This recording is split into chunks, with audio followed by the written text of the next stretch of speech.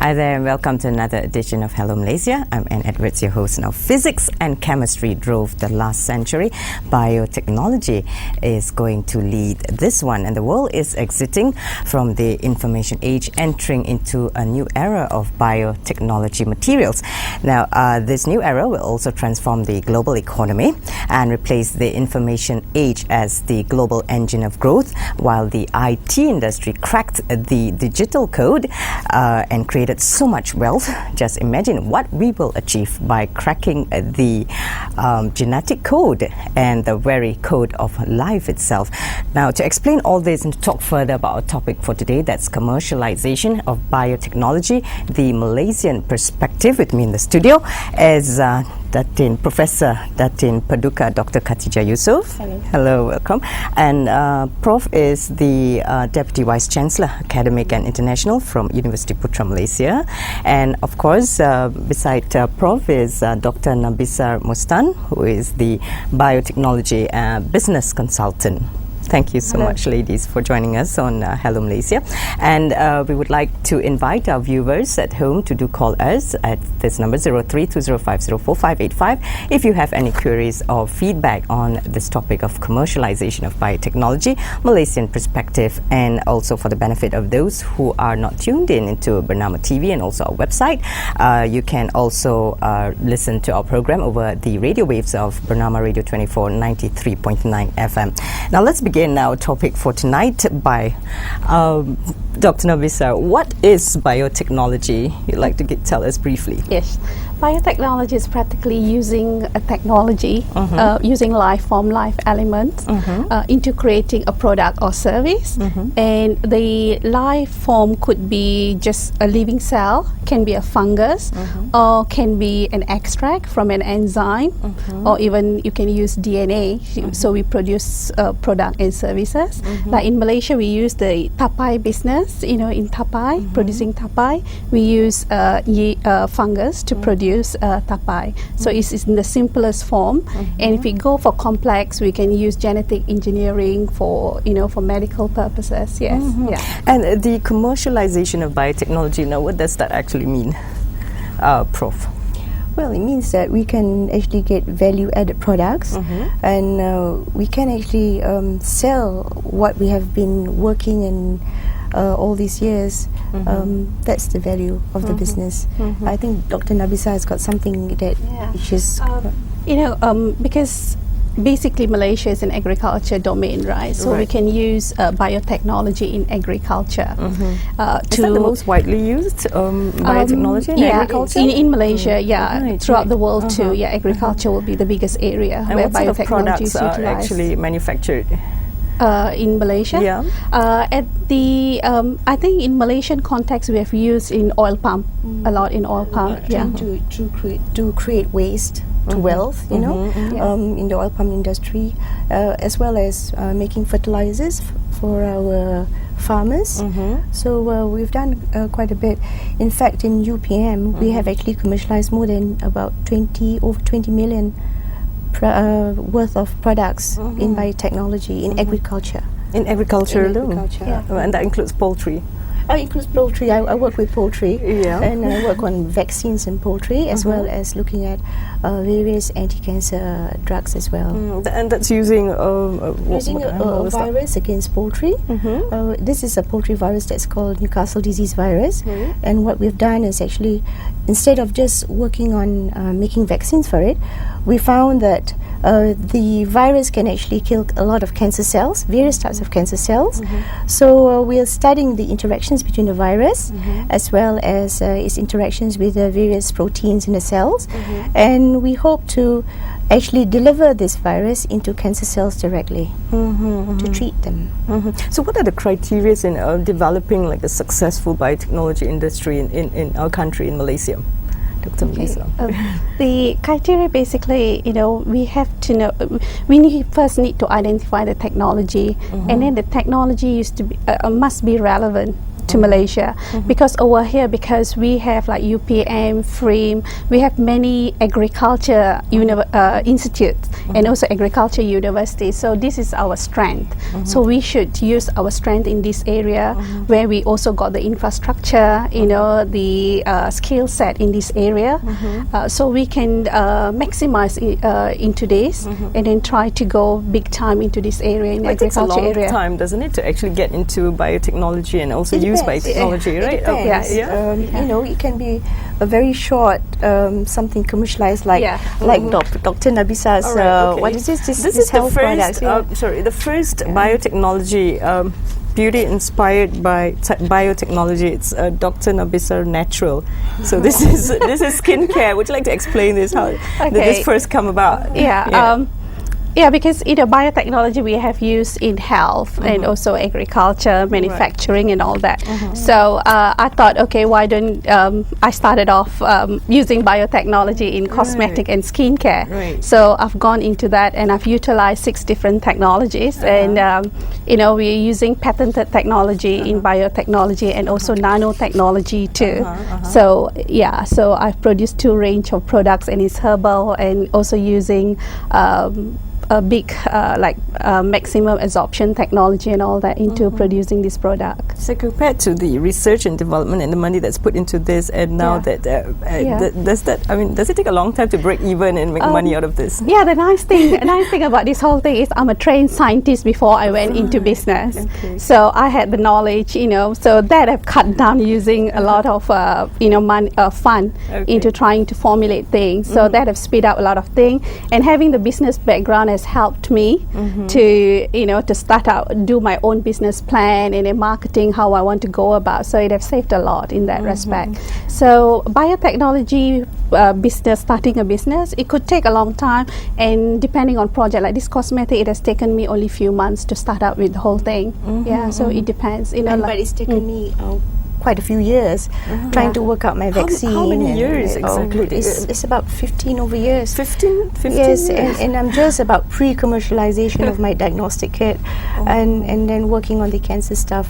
So it takes a long time, and we need really a very good infrastructure for science, which we are a bit lacking here, because like for instance, when I did my work in UK, it just took like a few hours. I can get whatever I want. So what sort of infrastructure do we actually need in order to expedite what we're doing in terms of biotechnology and research, Prof?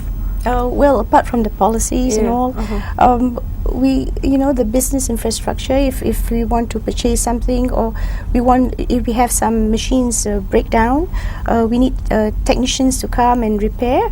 In Malaysia, it will take probably a few weeks to get a technician from the US to come over. So we need something more than that. Not just policies. Not just policies. You know, we need manpower. We lack manpower. We have to create more graduates, you know, in biotechnology. At the moment, there are about 15 research higher institutions of higher education giving those courses in biotechnology, but we need more. We need more manpower. So whose role is this? Who needs to bring in more people and also expertise? I think the university itself, and also maybe the Ministry of Science, Technology and Innovation could play a role in this. Another thing also about when you are doing research at the university, it's very much of a fundamental research, and some is application research. But from the lab, it has to enter into the commercial world.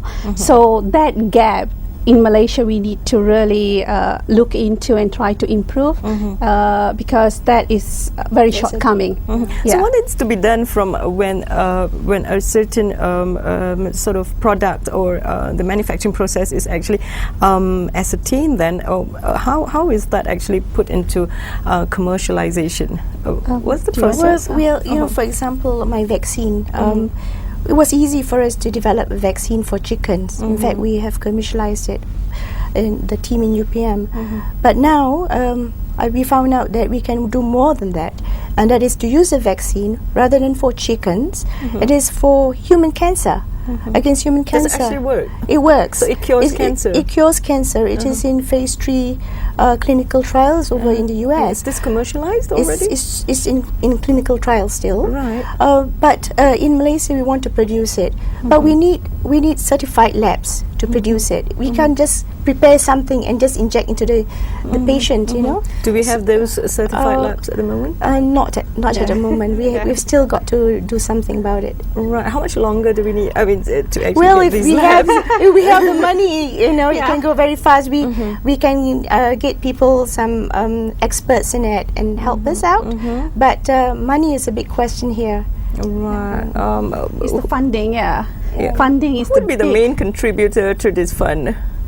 At the moment in biotechnology, because we are in this part of the world, All right. so like in America, a lot of biotech company you have VC and corporates coming into, but in Malaysia we are lacking on that bit, and even our financial institution are not looking at biotechnology where you can make money. Right, but there's a lot So said it's about always coming from the Malaysian government. biotechnology this Yeah. and biotechnology that. Yeah. Everything can be, biotechnology can be put into this and placed into that. But it's quite surprising to find out that actually there's not much of follow up here. I wouldn't say not much of follow up. There is a lot of follow up. It's just we need more than that. Yeah. Right. Because you see, biotechnology is an area where it takes a lot of money. You need a lot of fund.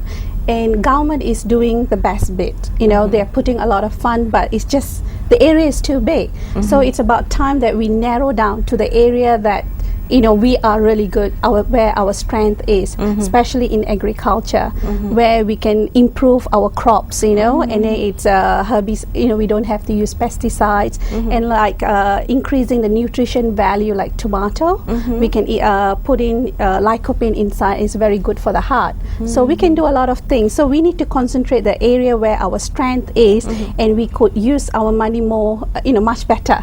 No, rather than diversifying in every area, Right. and we become master of none. Right. So, Yeah. Sorry, Prof. We are actually very rich in our biodiversity. And do you know, like in Frim, for example, the number of tree species in Frim itself is more than what you can get in America, North America. You see, so we are so rich. So we need to try and search and get what we can from our jungles and forests, and see how we can develop those rich resources into something, make into something very useful. To give value add, we can look for alternative food products, for instance, because we're always talking about rice. We have shortage of rice and all that. Why not we look for an alternative food? So the problem here is the transition between what comes out from the lab and how it's actually commercialized. It needs to be managed, and currently local universities, they have a business unit, business center. So that center is helping the transition from the laboratory to outside. But the problem is the people in the business unit. I think Prof. Khatijah could comment on that, because they are academicians, and we need to have business people. I wouldn't say they are academicians, So because they're not we do have some now. We do have experts. I have to say that we do have experts, well-trained experts now who know about commercialization of biotech products. There are many universities now that have got a commercialization unit, as well as research institutions. So I wouldn't say they don't know, but we need to have more, because for instance in UPM we have already patented about 18 patents. We've already got patents granted. 180, and we have already over 150 patents already filed in, and these are pending. These are pending. So we are trying our best, but of course we can do more. I'm with the opinion because formerly I was with the Ministry of Science as the Director for Strategic and Commercialization. While doing that work, what I came across is we have the business unit in the universities and research institution, and because people that's here working into the business unit, they don't come from commercial perspective, although they know business, how to go about it. But you need to have people who have hands on. That will be very good. That's what we are lacking. Right. Yeah. We need to take a short break right now. And perhaps when we come back, we'll talk more on the coordination of different agencies and also parties in order to make this commercialization of biotechnology a success in Malaysia. Do stay tuned to us on Hello Malaysia.